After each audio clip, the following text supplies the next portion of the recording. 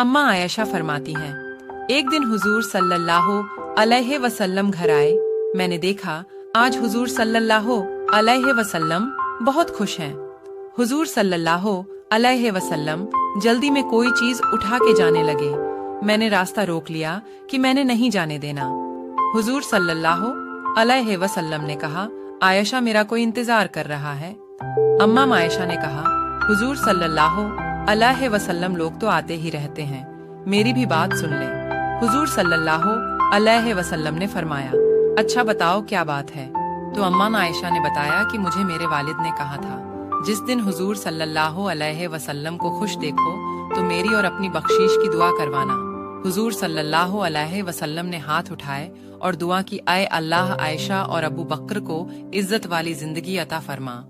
ऐ अल्लाह इनका हिसाब कयामत में आसान फरमाना।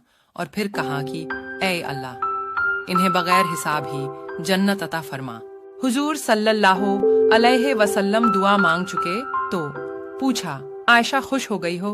अम्मा आयशा ने फरमाया, जी हुजूर सल्लल्लाहु अलैहि वसल्लम हो गई हूँ।